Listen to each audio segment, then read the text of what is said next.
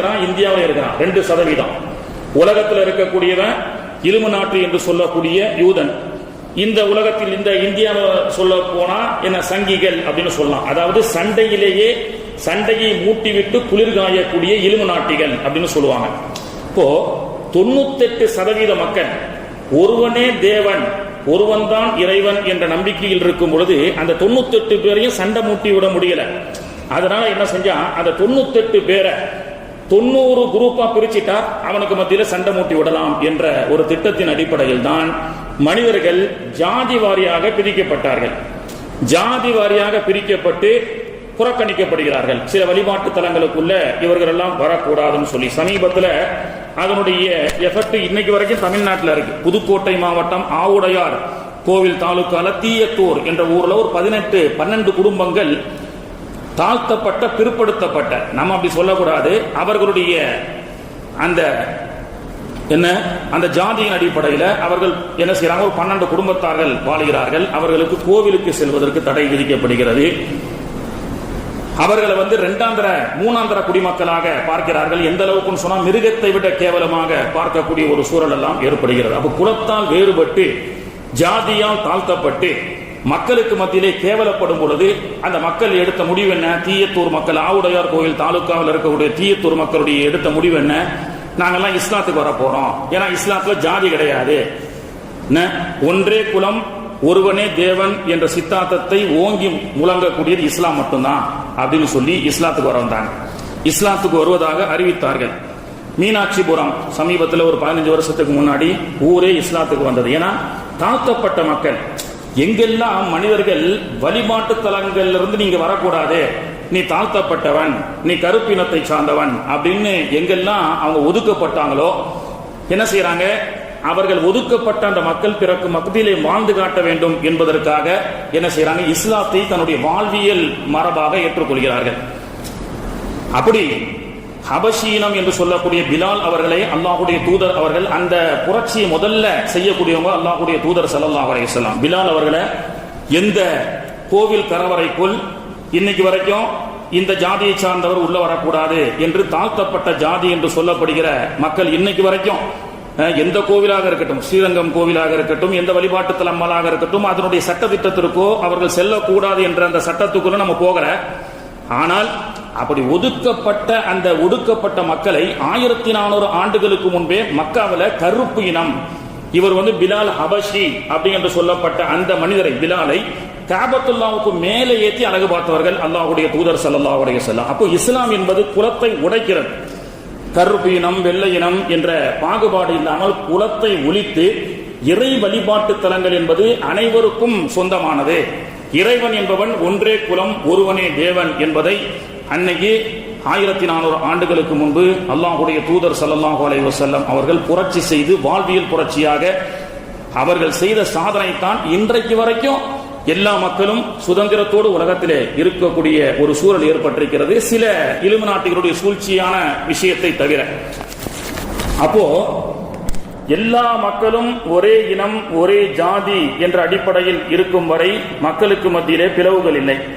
இன்னைக்கு தமிழகத்தை எடுத்துக்கொண்டால் வடநாட்டு அளவுக்கு இந்த ஜாதியால் இன்னைக்கு வேற்றுமை என்பது சற்று குறைந்திருக்கிறது என்று சொன்னால் ஈவேரா பெரியார், குப்பன் சுப்பன் என்று சொல்லக்கூடிய தாழ்த்தப்பட்ட ஜாதியினர்கள் இந்த ஜாதியினர்கள் தான் செருப்பு தைக்க வேண்டும், இந்த ஜாதியினர்கள் சட்டை போடக்கூடாது அப்படின்னு ஒதுக்கி வைக்கப்பட்ட தமிழகத்தில் ஜாதி இல்லாமல் எல்லோரும் ஒன்றே குலம் ஒருவனே தேவன் அப்படி என்று சொல்லி ஈவேரா பெரியார் என்ன செஞ்சாரு, முதல் புரட்சியாக பேரை மாத்தினார்.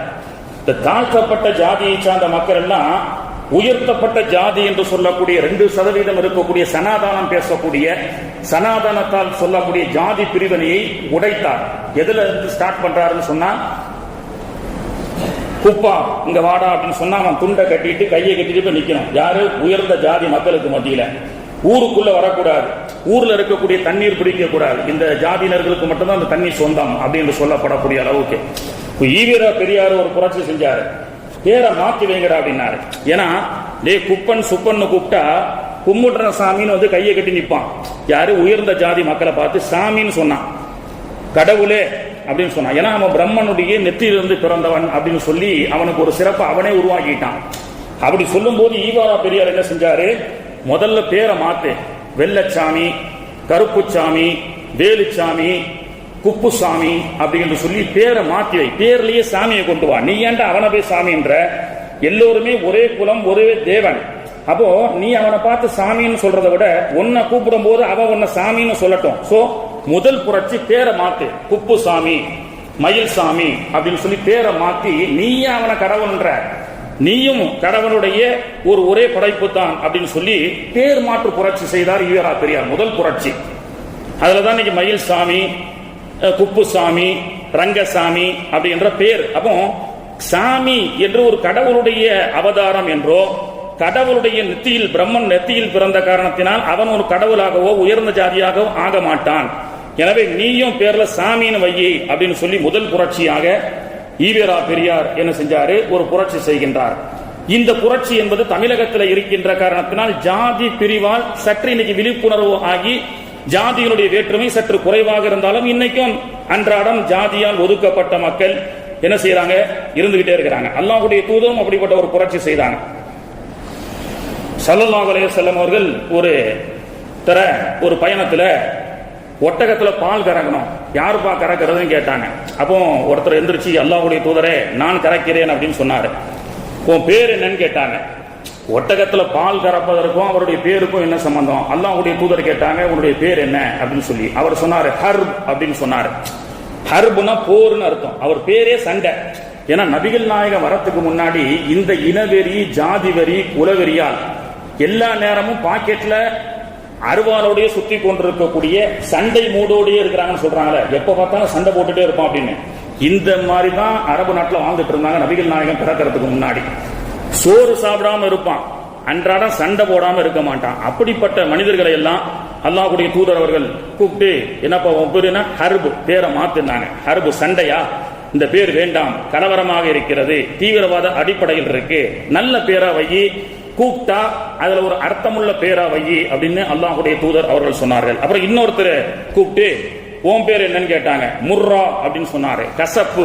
என்னப்பா கசப்புன்னு பேர் வச்சிருக்கிற, இனிப்புன்னு பேர் வை அப்படின்னு பேரை மாத்தினாங்க. பேர் மாற்று புரட்சி.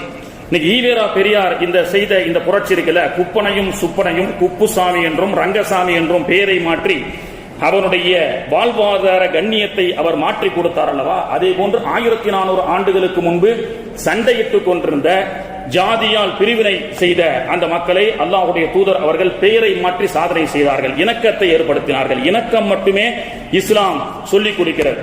இந்த ஜாதி வாரியா பிரிக்கப்பட்டு மக்களுக்கு மத்தியிலே சண்டை மூட்டி விடக்கூடிய, சிண்டு முடிச்சு வேலை செய்யக்கூடிய 2% உலகத்தில் வாழக்கூடிய மக்கள், இந்தியாவில் வாழக்கூடிய 2% மக்களுடைய அந்த விஷ பிரச்சாரம் பொய்யாகி கொண்டே இருந்தது. ஏன்னு சொன்னா, ஜாதியால ஒருத்தனை பிரிச்சுக்கிட்டே இருக்கிறோம்னு வச்சுக்கோங்களேன். ஜாதியால இப்படிதான் பிரிச்சாங்க. நீயா கோவில் கருவறைக்குள் வரக்கூடாது, இந்த இடத்துக்கு வரக்கூடாது அப்படின்னு சொன்னாங்க. அவன் என்ன பண்ணா, இதுக்குண்டான தீர்வு என்ன? எங்க போனாலும் நம்மள மாட்டை விட கேவலமா மதிக்கிறான். மாட்டுக்கு கோவில் கட்டி, மாட்டுக்கு இன்னைக்கு ஆதார் கார்டு இருக்குங்க, மாட்டுக்கு இன்னைக்கு ஆதார் கார்டு, கோவில் இருக்கக்கூடிய சிலைகளுக்கு இன்னைக்கு ஏசி, குளிர்காலம் வந்து விட்டால் ஹீட்டர் உத்தரப்பிரதேசத்தில் நடக்குது. அப்போ ஒரு கற்களுக்கு இருக்கக்கூடிய மனிதனுடைய கற்பனையுடைய ஒரு வடிவம் கொடுக்கப்பட்ட ஒரு கடவுள்களுக்கு இருக்கக்கூடிய ஒரு கண்ணியம் கூட நமக்கு இல்லை. கல்லுக்கும் முள்ளுக்கும் மாற்றுக்கும் நாய்க்கும் உள்ள ஒரு கண்ணியம் கூட நமக்கு இல்லையே என்று அவன் சிந்தித்து அவன் என்ன செய்யறான், எல்லோருமே இஸ்லாம் தான் இதற்குண்டான தீர்வு அப்படின்னு சொல்லி கூட்டம் கூட்டமாக இஸ்லாம், த growth ஆஃப் இஸ்லாம், இஸ்லாம் உலகமெங்கும் வளர்ந்து கொண்டே இருந்தது. அப்போ அவனுடைய திட்டங்கள் பொய்யாயிருச்சு. இந்த ஜாதி மத வேறுபாடை ஏற்படுத்தி மக்களுக்கு மத்தியில சிண்டு முடிப்பு வேலை செய்து சண்டை மூட்டி விட்டால் அதில் குளிர்காயலாம் என்ற அந்த குள்ளநரை கூட்டத்தை அல்லாஹு தஆலா சூழ்ச்சிகளை முறியடித்து இதற்கு மாறாக ஜாதியால் மக்களை பிரிக்க நீ மோசமானவன், உனக்கு கண்ணியம் இல்ல, உனக்கு கோவில் கருவறைக்குள்ள அனுமதி இல்ல அப்படி என்று சொல்லப்பட்ட அந்த மக்கள் எல்லாம் தீர்வாக கூட்டம் கூட்டமாக இஸ்லாத்துக்கு வந்துகிட்டே இருக்கிறாங்க. அப்போ இது அவங்களுக்கு எந்த ஒரு செல்லுபடியும் ஆகல. ஆனால் அப்புறம்தான் இஸ்லாம் வேகமாக வளர்வதை கண்டுதான் 1948 யூதர்கள் பலஸ்தீனுக்கு வந்ததற்கு பிறகு அல்லாஹ் சொல்கின்றான் அல்லவா, இன்ன யஜூஜ வ மஜூஜ முஃப்ஸிதூன ஃபில் அர்த், உலகத்தில் குழப்பங்களும் சண்டைகளும் விளைவிப்பதற்குண்டான யாஜூஜ் மாஜூஜ் என்ற கூட்டத்தார்கள் வெளியாகுவார்கள் அப்படின்னு சொல்லப்பட்டதல்லவா. அதன் அடிப்படையில் இஸ்லாமிய மக்களை உலக கண்ணோட்டத்தில் கூட்டம் கூட்டமாக மதத்தால் ஜாதியால் பிரிக்கப்பட்ட ஒடுக்கப்பட்ட மக்களுடைய அடைக்கலம் இஸ்லாமாக ஆகிறது. சோ எல்லாமே கூட்டம் கூட்டமா முஸ்லீம் போய்கிட்டே இருக்கிறான். the growth of இஸ்லாமிக்கு வளர்ந்துகிட்டே இருக்கு. 120 crores 2015ல 2050ல 250 கோடி. இதற்கு ஒரு பங்காளியாக போட்டியாளராக இருக்கக்கூடியவர்கள் கிறிஸ்தவர்கள். ஏன்னா கிறிஸ்தவர்கள் யூதர்கள் கிறிஸ்தவர்களுக்கு யூதர்கள் மிகப்பெரிய அநியாயம் செய்தவர்கள், எதிரிகள். ஆனால் மேரி மாதா என்று சொல்லக்கூடிய இவருடைய கடவுளை மரியம் அலைஹிஸ்ஸலாம் அவர்களை தவறான வழியில் சென்றவள் என்று சொல்லக்கூடிய குற்றச்சாட்டு கொள்கையுடையவர்கள் தான் யூதர்கள். ஆனால் அவர்களோடு கைகோர்த்துக் கொண்டு முஸ்லிம்களை அழிக்கின்றோம் என்ற பெயரிலே கிறிஸ்தவர்கள் அவர்களோடு கைகோர்த்துக் கொண்டிருக்கின்றார்கள். ஆனால் கிறிஸ்தவர்களுக்கும் நமக்கும் என்ன வித்தியாசம்? இந்த நேரத்தில் கிறிஸ்தவர்களும் முஸ்லிம்களோடு சேர்ந்தால் மட்டுமே எதிர்வரக்கூடிய காலத்தை தேவாலயங்களையும் பாதுகாக்க முடியும். இல்லை என்றால் பள்ளிவாசல் இடிக்கப்படுவதை போன்று, ஒவ்வொரு பள்ளிவாசலும் திட்டம் போட்டு இடிக்கப்படுவதை போன்று தேவாலயங்களும் இன்னும் சில காலங்களிலே இடிக்கப்பட்டு விட்டது. உலகத்தினுடைய முன்னோட்டம் எல்லாம் இந்தியாவில் தான் நடைபெறும் என்று சென்ற வாரம் சொன்னேன். உலகத்தில் என்னெல்லாம் யூதன் அரங்கேற்ற வேண்டும் என்று நினைக்கின்றானோ எல்லாத்துடைய முன்னேற்றம் ட்ரையல் இந்தியாவை வச்சுதான் பார்க்கப்படும் அப்படின்றத நான் சென்ற வாரம் சொன்னேன். அப்போ இஸ்லாமிய சமூகத்தில் மக்கள் கூட்டம் கூட்டமாக செல்கிறார்கள். இதற்கு என்ன வழி? இஸ்லாத்தை தீவிரவாதம் என்று சொல்வது. அதற்காக பல கோடிகளை செலவு செய்து பத்திரிகை, ஊடகம், படம் நல்ல சிந்திச்சு பாருங்க. இந்த காஷ்மீர் ஃபைல்ஸ் அப்படின்னு ஒரு படம் எடுத்தாங்க. இந்த காஷ்மீர் ஃபைல்ஸ் என்ற படம் எல்லாமே திட்டம் போட்டு காய் நகர்த்தப்படுகிறது. இதை பற்றி அல்லாஹ்வுடைய தூதரும் நமக்கு சொல்லிக் கொடுக்கிறார்கள். இந்த காஷ்மீர் ஃபைல்ஸ், காஷ்மீர்ல இருக்கக்கூடிய இஸ்லாமியர்கள் எல்லாம் தீவிரவாத அமைப்பை சேர்ந்தவர்களை போன்றும், காஷ்மீரில் இருக்கக்கூடிய பிள்ளைகள் உட்பட தீவிரவாத சிந்தனையை கற்றுக் கொடுப்பவர்களை போன்றும், தொப்பி போட்டு ஜுப்பா போட்டு அவர்களுடைய அடையாள உடையெல்லாம் AK-47 காட்டப்படக்கூடிய ஒரு காட்சி பொருள் இன்னைக்கு மீடியாக்களில் தொடர்ந்து சொல்லப்பட்டு கொண்டிருக்கிறது. நல்ல சிந்திச்சு பார்த்தா இந்த காஷ்மீர் ஃபைல்ஸ் இந்த படம் எடுத்ததற்கு பிறகுதான் காஷ்மீருடைய தனி சிறப்பு அந்தஸ்து எடுக்கிறாங்க.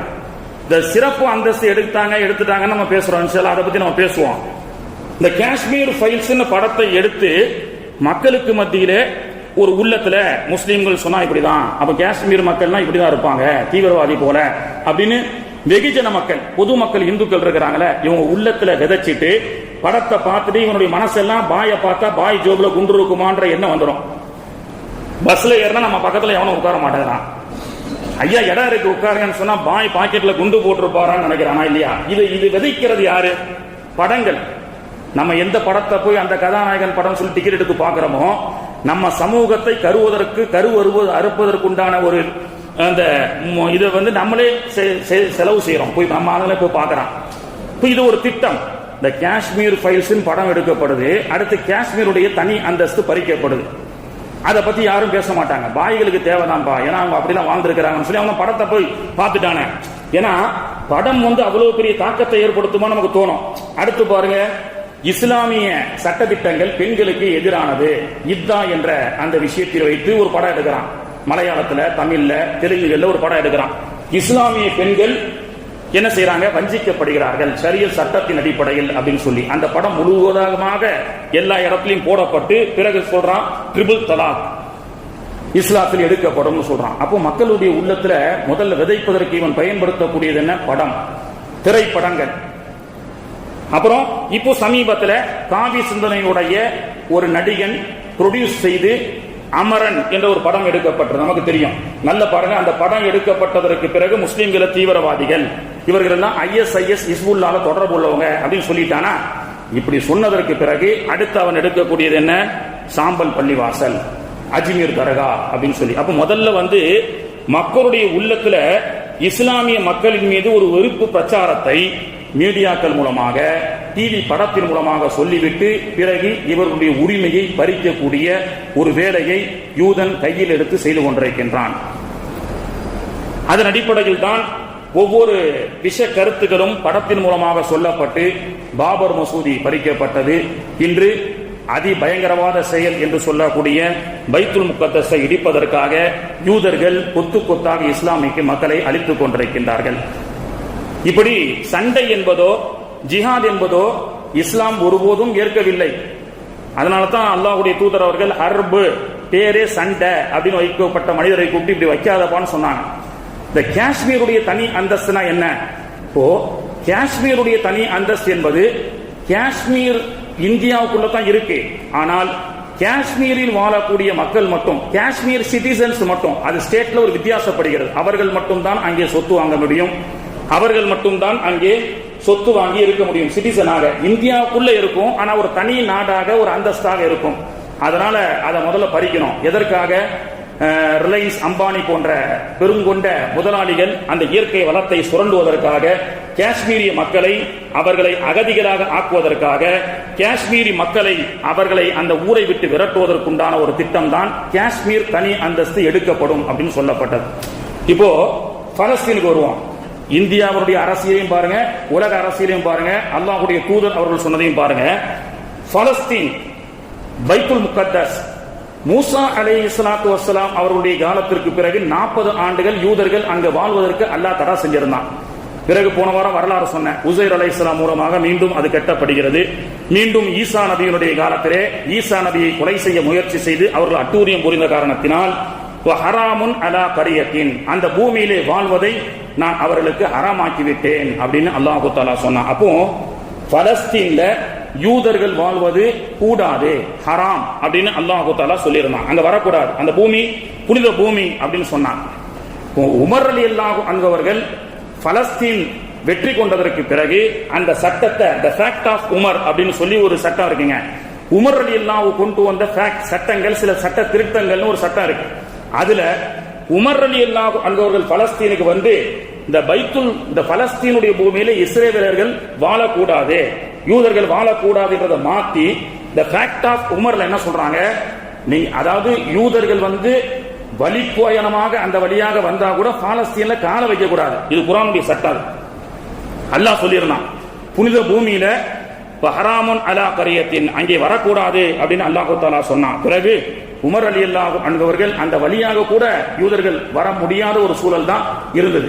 எங்கே எந்த உலகத்துல எங்க இருந்தாலும் யூதர்கள் அந்த இடத்துக்கு வரக்கூடாது. அப்போ ஃபேக்ட் ஆஃப் உமர்ல என்ன செய்யறாங்க, உமர் ரலியல்லாஹு அன்ஹு அவர்கள் வாங்க வந்து உங்களுடைய வழிபாட்டு தலங்களை நீங்க வணங்கிக்கிட்டு போங்க, ஆனா அங்க சிட்டிசன்ஷிப் கிடையாது. ஆமாம், இன்ஷா அல்லாஹ் பள்ளி வேலை நடக்கிறதுனால வரக்கூடிய சகோதரர்கள் நெருங்கி உள்ள நெருக்கமா உட்கார்ந்துக்கிடுங்க. வெளியில மக்கள் நிற்கக்கூடிய விஷயத்தை தவிர்த்துக் கொள்ளுங்கள். இன்ஷா அல்லாஹ் இன்ஷா அல்லாஹ் பாதையாக நீங்க பாதையும் வெளியே விட்டுருங்க. அப்போ தனி அந்தஸ்து பலஸ்தீனுக்கு இருந்தது.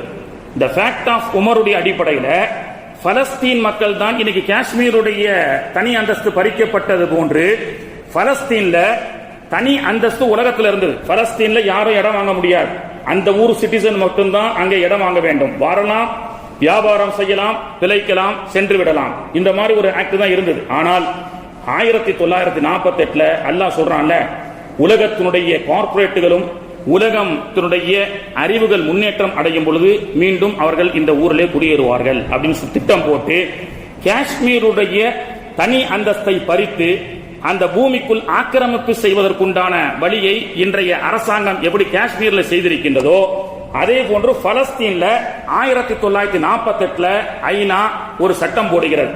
பலஸ்தீனுடைய தனி அந்தஸ்து கிடையாது, அங்கே யார் வேண்டுமானாலும் வரலாம், யார் வேண்டுமானாலும் அங்கே குடியேறலாம் என்ற இந்த காஷ்மீர்ல போடப்பட்ட அந்த அந்தஸ்தை போன்று, அந்தஸ்தை எடுத்ததை போன்று பலஸ்தீன்ல 1948 எடுக்கிறாங்க. அதுலதான் யூதர்கள் உள்ளே நுழைகிறார்கள். 7% யூதர்கள் அங்க பெருங்கொண்ட கோடிகளை கொடுத்து அங்கே இடத்தை வாங்கி நிலத்தை அபகரிக்கிறார்கள். பிறகு அவர்கள் சில பகுதிகளை ஒரு நாடாகவே ஆக்கிக் கொள்கிறார்கள். இஸ்ரேல் என்ற ஒரு நாடு உருவாக்கப்பட்டது. கண்ணியத்திற்குரியவர்களே, இது உமர் ரலியல்லாஹு அன்ஹு அவர்கள் செய்தது ஒரு மனிதாபிமானத்தின் அடிப்படையில். ஏன்னா வழிபாட்டு தலம் என்பது ஒரு தனி மதத்தை சார்ந்த மக்களுக்கு மட்டும் சொந்தம் அல்ல. இன்னைக்கும் பாத்தீங்கன்னா பொதுவான வழிபாட்டு தலங்கள் நிறைய இருக்குங்க. இலங்கையில நான் சென்ற வாரம் சொன்னேன், ஆதம் அலைஹிஸ்ஸலாம் இலங்கையில ஆதம் மலைன்னு ஒன்று இருக்கு. ஆதம் அலைஹிஸ்ஸலாம் இறங்கப்பட்ட இடம், அவருடைய கால் அடி பாதம் இருக்கிறது. இஸ்லாமிய மக்கள் அது ஆதம் பாபாவுடைய காலடி தலம் என்று சொல்லி அங்கே போய் ஃபாத்தியா ஓதுறாங்க. இந்து மக்கள் அது சிவன் பாதம் என்று சொல்லி அவர்களும் அங்கே வணங்குகிறார்கள். இந்து மக்கள், கிறிஸ்தவ மக்கள் தோமையருடைய கால் பாதம் என்று சொல்லி கிறிஸ்தவர்களும் அங்கே வணங்குகிறார்கள். ஒரே வழிபாட்டு தலம் இலங்கை. ஆனால் அந்த இலங்கையிலே 3 மதத்தை, புத்த மதத்தை சார்ந்தவர்களும் அங்கே வணங்குகிறார்கள். அப்போ ஒரு வழிபாட்டு தலம் என்பது ஒரு தனி மனித மதத்திற்கு சொந்தம் அல்ல, அது எல்லா மக்களும் வந்து செல்லக்கூடிய காரணத்தினால் அங்கே எந்த ஒரு பிரிவும் இருக்கக்கூடாது என்ற அடிப்படையில் நம்ம இலங்கையில பார்க்கலாம். அதே போன்றுதான் உமர் ரலியல்லாஹு அன்ஹு அவர்கள் பலஸ்தீன்ல வழிபாட்டு தலம் என்பது அனைவருக்கும் சொந்தம் என்ற அடிப்படையில் தான் உமர் ஃபேக்ட் என்ற அடிப்படையில் பலஸ்தீன மக்கள் உள்ளேயே வர முடியாத அந்த இஸ்ரேலிய மக்களை உமர் ரலியல்லாஹு அன்ஹு அவர்கள் வந்து சென்று உங்களுடைய வணக்கஸ்தலத்தை செய்து கொள்ளுங்கள் அப்படின்னு சொன்னாங்க. இஸ்லாம் அப்படிதாங்க சொல்லி காட்டுது. இன்னைக்கு பாபர் மசூதி, சாம்பல் பள்ளிவாசல், அப்புறம் அஜ்மீர் தர்கா, இது எல்லாம் இன்னைக்கு பாத்தீங்கன்னா அந்த சிவன் வாழ்ந்தாரு, ராமன் வாழ்ந்தாருன்னு சொல்லி பல கதைகளை சொல்லி மக்களுக்கு மத்தியில பறிக்கக்கூடிய ஒரு வேலை செய்து கொண்டிருக்கின்றார்கள். அஜ்மீர் தர்கா செல்லக்கூடிய மக்கள் 30% தான் முஸ்லீம்கள், 40% மக்கள் ராஜஸ்தானிகள், சேடுகள், அப்புறம் இன்னும் எல்லா மக்களும் செல்லக்கூடிய ஒரு வணக்கஸ்தலம். அப்போ ஒரு வணக்கஸ்தலம் என்பது தனி, எனக்கு தான் சொந்தம், நான் தான் அங்க போனோம், நீ எல்லாம் அங்க போக கூடாதுன்னு விரட்டப்பட்டால் நாட்டில் கலவரம் ஏற்படும். அதனால்தான் பைத்துல் முக்கத்தஸ் கூட உமர் ரலியல்லாஹு அன்ஹு அவர்கள் எல்லோரும் வந்து செல்லக்கூடிய கிறிஸ்தவர்கள் அங்கே பத்லஹம் என்று சொல்லக்கூடிய பைத்துல்லஹம், ஈசா அலைஹிஸ்ஸலாம் பிறந்த பூமி பலஸ்தீன், அந்த பைத்துல் முக்கத்தஸினுடைய ஒரு பகுதியை அவர்கள் வணக்கஸ்தலமாக வந்து சென்று கொண்டிருக்கின்றார்கள். முஸ்லிம்கள் நபிமார்கள் வாழ்ந்த பூமி இஸ்லாத்துடைய 3வது புனித ஸ்தலம் என்ற அடிப்படையிலே அங்கே சென்று வருகிறார்கள். அதே போன்றுதான் இன்னைக்கு பாத்தீங்கன்னா எல்லா மதத்தவர்களும் கொண்டாடக்கூடிய வணக்கஸ்தலங்கள், இதுல போய் எனக்கு தான் உரிமை உண்டு அப்படின்னு சொல்லும் பொழுதுதான் மக்களுக்கு மத்தியிலே கலவரம் ஏற்படும். இப்போ பாகிஸ்தான்ல சமீபத்தில் ஒரு குருத்துவார், சீக்கியர்கள் இருக்கக்கூடிய ஒரு குருத்துவார் இருக்கிறது. சீக்கியர்கள் எல்லாம் கும்பிடக்கூடிய ஒரு டெம்பிள்.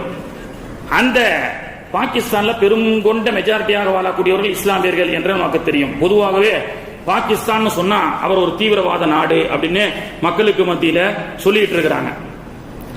இந்த பாகிஸ்தான் அந்த குருத்துவார், சீக்கியர்கள் வணங்கக்கூடிய ஒரு குருத்துவார் இருக்கு. அந்த குருத்துவார் மேல சமீபத்தில் 2012 ஒரு கேஸ் போடுறாங்க முஸ்லீம்கள்.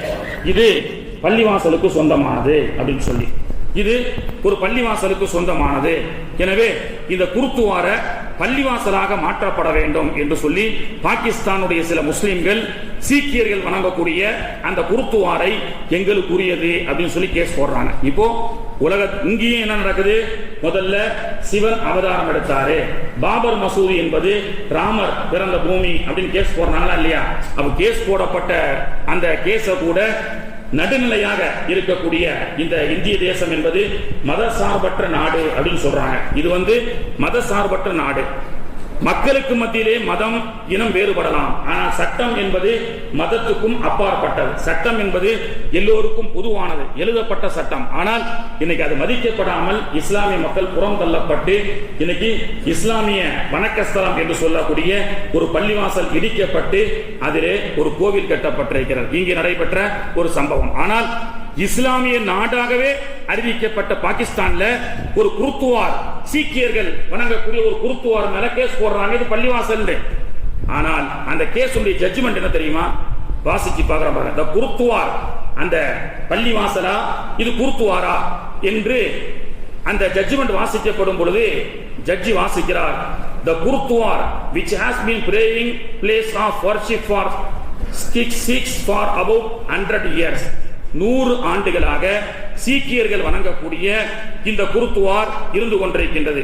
will continue to function as a gurdwara. இது மீண்டும் குருத்துவாராகவே சீக்கியர்களுடைய வணக்கஸ்தலமாகத்தான் இருக்க வேண்டும். The Pakistan government, அடுத்து அவனுடைய ஸ்டேட்மெண்ட் பாருங்க. The Pakistan government never want to case of fight between two parties.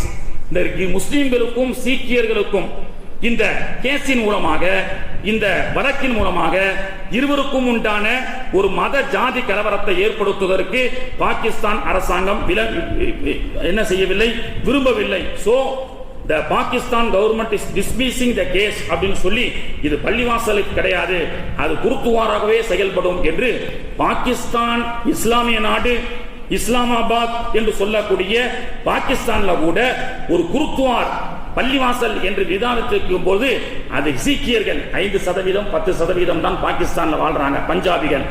ஆனால் அவர்களுக்கு சாதகமாக 90% மக்கள் வாழக்கூடிய ஒரு பன்முகத்தண்ட நாட்டிலே, ஒரு இஸ்லாம் என்ற தனி நாட்டில் 10% மட்டும் வாழக்கூடிய ஒரு சீக்கியருடைய உணர்வுகளை புரிந்து கொண்டு அவர்கள் நிலைத்திருந்தால் அதை இடித்திருக்கலாம், இடித்து பள்ளிவாசல் கட்டிருக்கலாம். ஆனால் பாகிஸ்தான் அரசாங்கம் கலவரத்தை என்றும் விரும்பாது என்று சொல்வதன் மூலமாக பாகிஸ்தான் அரசு இணக்கத்தை நாடுகிறது. ஆனால் மத சார்பற்ற நாடு என்று சொல்லக்கூடிய இந்த நாடு மட்டும்தான் குறிவைத்து ஒவ்வொரு பள்ளிவாசல்களாக செங்கலை பேர்ப்பதற்குண்டான ஒரு செயலை செய்து கொண்டிருக்கின்றார்கள். கண்ணியத்திற்குரியவர்களே, நான் ஏற்கனவே சொன்னேன், முதல்ல ஒரு படம் எடுத்து இஸ்லாமியர்களை வெறுப்புணர்வு பிரச்சாரத்தை செய்து பிறகு ட்ரிபிள் தலாக் என்று சொல்கின்றான், பிறகு பள்ளிவாசலிலே கை வைக்கின்றான். அப்போ முஸ்லிம் படத்தின் மூலமாக இவ்வளவு பெரிய எஃபெக்ட் மக்களுக்கு மத்தியில இருக்குமான்னு சொன்னா நம்ம ஜனங்க அப்பாவி மக்கள். ஏன்னா டிமானிஸ்ட்ரேஷன் காசு எல்லாம் மாத்தினாங்க ஒரே நைட்ல. பான்சோ அசார் செல்லாது அப்படின்னாரு ஒரே நைட்ல. இதுவும் ரசூலுல்லாஹ்வுடைய முன்னறிவிப்பு இருக்கு. இன்ஷா அல்லாஹ் அடுத்த வாரம் இந்த கான்ஸ்டிடியூஷனை பத்தி நம்ம பேசுவோம் இன்ஷா அல்லாஹ். இப்ப நேரம் ரொம்ப குறைவா இருக்கு. தஜ்ஜாலை பத்தி பேசலாம், யாஜூஜ் மாஜூஜை பத்தி பேசலாம். அதான் தலைப்பா போட்டிருந்தோம். இன்ஷா அல்லாஹ் தொடர்ந்து நாம பேசுவோம். இவருடைய அடுத்த குறி என்ன? பைத்துல் முகத்தஸை கட்ட வேண்டும். பைத்துல் முகத்தஸை இடித்துவிட்டு ஜேம்ஸ் டெம்பிளை கட்ட வேண்டும். அதற்கு ஒரு முன்னோட்டமாகத்தான் இந்தியாவில் ஒவ்வொரு பள்ளிவாசலாக குறிவைக்கப்படுகிறது. அல்லாஹ்வுடைய தூதர் ஸல்லல்லாஹு அலைஹி வஸல்லம் அவர்கள் அடுத்த பிளான் என்ன அப்படின்னு சொன்னா, அடுத்து ஒரு நாட்டை நாம் இழக்க போகின்றோம். இன்னைக்கு சிரியா, அல்லாஹ்வுடைய தூதர் அவர்கள் சொன்னார்கள், சிரியாவில ஒரு சிறுவனால் ஏற்படுத்தப்பட்ட ஒரு சின்ன விளையாட்டு சண்டை உலகமெங்கும் போர் மூலம் அது 2012 ஆரம்பமாச்சு சிரியாவுடைய போர். 18 வருஷம் கழிச்சு மஹதி அலைஹிஸ்ஸலாம் வருவார்கள், அதற்குண்டான தீர்வை கொடுப்பார்கள் அல்லாஹ்வுடைய தூதர் சொன்னாங்க. அல்லாஹ்வுடைய தூதரின் அடிப்படையில் 2012 இருந்து 18 வருஷம் சேர்த்துக்கிடுங்க, 2030 கூட மஹதி அலைஹிஸ்ஸலாம் வருவதற்குண்டான வாய்ப்பு இருக்கிறது. அப்போ ஒரு முன்னோட்டமாகத்தான். அதே போன்று அல்லாஹ்வுடைய தூதர் அவர்கள் ஒரு ஹதீஸை சொல்லி காட்டுறாங்க சஹாபாக்கள் கிட்ட, மாஹியல் மதீனா அல்லதி ஜானிப் மின்ஹா ஃபில் பர் வ ஜாரிப் மின்ஹா ஃபில் பஹர். இஸ்லாமிய நாடு என்று சொல்லக்கூடிய ஒரு நாடு இருக்கிறது. அந்த நாடு ஒரு பகுதி கடல், ஒரு பகுதி தரை மார்க்கம். அந்த நாடு எதுன்னு உங்களுக்கு தெரியுமான்ற சொல்ல சஹாபாக்களை கேட்கிறாங்க. அப்ப ஸல்லல்லாஹு அலைஹி சஹாபாக்கள் சொன்னாங்க, வஹாதிஹில் மதீனதி ஃபில் கிஸ்தின்தியா என்று சொல்லக்கூடிய துர்க்கி அப்படின்னு சஹாபாக்கள் சொல்றாங்க. அப்ப அல்லாஹ்வுடைய தூதர் அவர்கள் சொன்னார்கள், துருக்கி இன்னைக்கு இஸ்லாமிய நாடு. சரியா? துருக்கி இன்னைக்கு அல்லாஹ்வுடைய தூதருடைய நிறைய விஷயங்கள் பாதுகாக்கப்பட்டு வைத்திருக்கிறது. சவுதி மதீனாவில் இல்லாத அத்தாட்சிகள் நினைவுச்சிடங்கள் துருக்கியில இருக்கு. அது இஸ்தான்புல் என்று சொல்வார்கள், அரபியில கிஸ்தின்தியா அப்படின்னு சொல்லுவாங்க. அடுத்த டார்கெட் என்னன்னு சொன்னா, அல்லாஹ்வுடைய தூதர் அவர்கள் சொன்னார்கள், கிஸ்தின்தியா என்ற நாடு யூதர்களால் கைப்பற்றப்படும். யூதர்களால் கைப்பற்றப்படும். இஸ்லாம் அங்கே மக்களை அழித்து ஒழிப்பார்கள். இன்னைக்கு அடுத்த பிளான் அதான். இன்னைக்கு காஷ்மீருடைய சிறப்பு அந்தஸ்து முன்னோட்டம் என்பது அடுத்த துருக்கியுடைய பிளான். காஷ்மீருடைய அந்த எல்லாமே நான் சொல்றேன்ல, எல்லாமே இந்தியா தான் முன்னோட்டம். காஷ்மீருடைய சிறப்பு அந்தஸ்தை போக்கி அங்கே இருக்கக்கூடிய இஸ்லாமியர்களை 3ஆம் தர குடிமக்களாக ஆக்கி பெரும்பாலான இஸ்லாமிய மக்களை கொலை செய்து அவர்களை தீவிரவாத பட்டம் கொடுத்து அந்த காஷ்மீரை விட்டு இஸ்லாமிய சின்னத்தை அழிப்பதற்குண்டான இந்த காஷ்மீருடைய சிறப்பு அந்தஸ்தை அகற்றினார்கள் அல்லவா. அடுத்த பிளான் என்னன்னு சொன்னா துருக்கி. அல்லாஹ்வுடைய தூதர் அவர்கள் சொன்னார்கள், துருக்கியும் யூதர்களுடைய கையிலே செல்லும். பிறகு மஹதி அலைஹிஸ்ஸலாம் வருவார்கள். ஒரு மிகப்பெரிய கூட்டத்தோடு, இஸ்லாமிய கூட்டத்தோடு வருவார்கள். வந்து துருக்கியில அவர்கள் என்ன செய்வார்கள், மஹதி அலைஹிஸ்ஸலாமுடைய போர் படையை பயந்து துருக்கி முழுக்க யூதர்கள் ஒரு பெரிய சுவற்றை எழுப்புவார்கள். உள்ள வராத அளவுக்கு உண்டான ஒரு வேலியை போடுவார்கள்.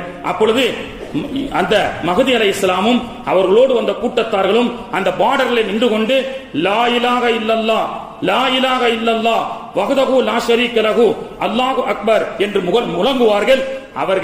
அவர்கள் தன்னுடைய தற்காப்புக்காக கட்டி வைக்கப்பட்ட சுவர் உடையும். பிறகு மஹதி அலைஹிஸ்ஸலாம் உள்ளே சென்று கிஸ்தின்தியாவை மீட்டுவார்கள் என்று அல்லாஹ்வுடைய தூதர் அவர்கள் சொன்னார்கள்.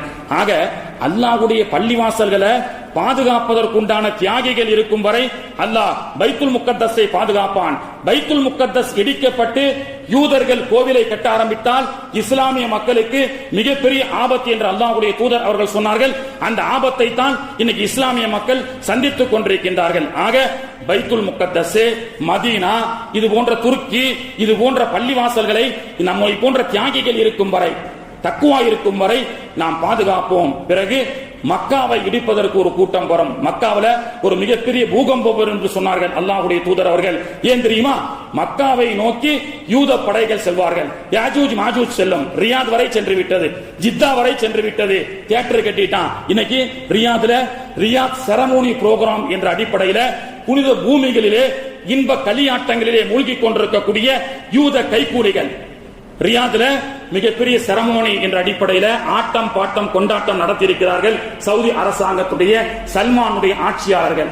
அங்கே காபத்துல்லாவை போற்ற ஒரு வடிவத்தை ஸ்டேஜில் போட்டு லைட் போட்டு அதுல அரைகுறை ஆடைகளோடு ஆடக்கூடிய ஒரு காட்சிகளை அரங்கேற்றிருக்கின்றார்கள். இந்த அரங்கம், இந்த அலிச்சாட்டியம் மதீனாவுடைய ஒரு பார்டர் வரை வரும் ரசூலுல்லாஹ் சொன்னாங்க. உஹதுக்கு பக்கத்துல ஒரு மலை வரை வரும். அந்த மலையை தாண்டி வரும் பொழுது தஜ்ஜாலும் வருவான், மதீனாவுக்குள்ள போக மாட்டான். அந்த மலையை இன்னைக்கு போய் நீங்க மதீனால பாத்தீங்கன்னா ரசூலுல்லாஹி ஸல்லல்லாஹு அலைஹி வஸல்லம் அவர்கள் சொன்ன அந்த தஜ்ஜாலுடைய எல்லை மலை என்பது கவர்னர் மாளிகை. அப்போ இவனெல்லாம் தஜ்ஜாலுடைய அடிவருடிகள். ஒரு ஹதீஸ்ல அல்லாஹ்வுடைய தூதர் அவர்கள் சொன்னார்கள், முடிந்த அளவுக்கு சீக்கிரமாக ஹஜ்ஜோ உம்ராவோ செய்யுங்க. கியாமத்துக்கு நாள் சமீபமாக காபத்துல்லாவை பார்ப்பதற்காக சில ஹாஜிகள் செல்வார்கள். காபத்துல்லா உயர்த்தப்படும். காபத்துல்லாவை அல்லாஹ் வானத்திலே உயர்த்துவான். மதீனாவை அல்லாஹ் தஆலா வானத்திலே உயர்த்துவான். மீதம் இருக்கக்கூடிய பள்ளிவாசலை பாதுகாக்கக்கூடிய பணியை அல்லாஹ் தஆலா நமக்கு கொடுப்பான். மீண்டும் இழக்கப்பட்ட அனைத்து சொத்துக்களும் மீட்டு எடுக்கப்படும். அதுவரை பல ஆயிரம் உயிர்கள் இந்த பூமியிலே கொல்லப்படும் என்று அல்லாஹ்வுடைய தூதர் அவர்கள் சொன்னார்கள். இன்ஷா அல்லாஹ் பாபரி மசூதியும் பாபரி பள்ளிவாசலும் இன்று வேண்டுமானால் அயோத்தி ராமர் கோவிலாக இருக்கலாம். அது கியாமத் நாள் வரை பள்ளிவாசல் தான். இன்ஷா அல்லாஹ் மஹதி அலைஹிஸ்ஸலாமோ ஈசா அலைஹிஸ்ஸலாமோ அவர்களோடு சேர்ந்த தியாகிகளோ அந்த பள்ளிவாசலை மீட்டு எடுப்பார்கள்.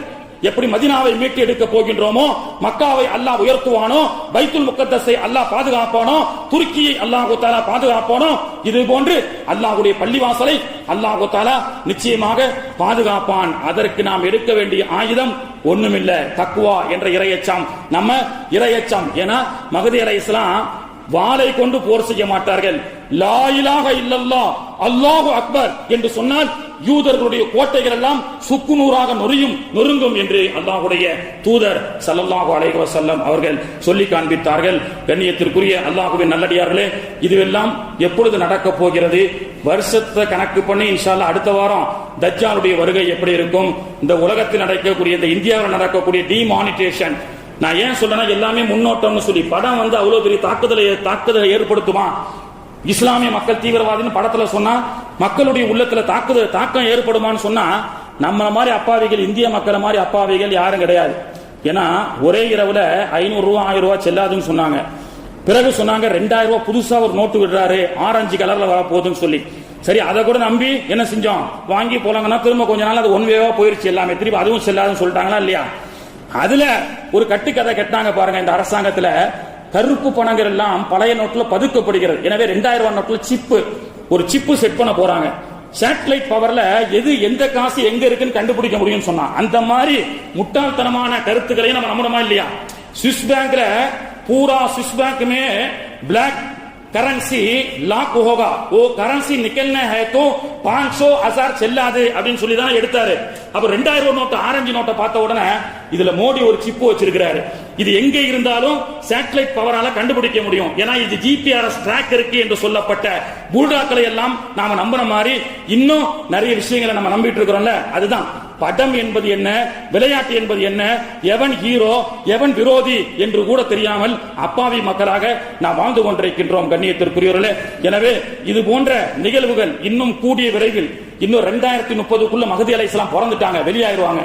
தஜ்ஜால் எப்போ வருவான், எத்தனை நாள் இருப்பான், அவன் வரவதற்கு முன்பதாக என்னென்ன இனி நடக்க போகிறது என்ற விஷயத்தை இன்ஷா அல்லாஹ் அடுத்த வார ஜும்மாக்களிலே நாம் தொடராக கேட்போம். வல்ல ரஹ்மான் நம்முடைய சமூகத்தை அல்லாஹ் தஆலா பாதுகாத்து அருள் புரிவானாக. இன்ஷா அல்லாஹ் இன்னைக்கு டிசம்பர் 6 வழக்கம் போல எல்லா இயக்க சகோதரர்களும் இன்னைக்கு வந்து ஜனநாயக ரீதியாக போராட்டம் நடத்தி கொண்டிருக்கின்றார்கள். அது தவறு என்பது இல்லை.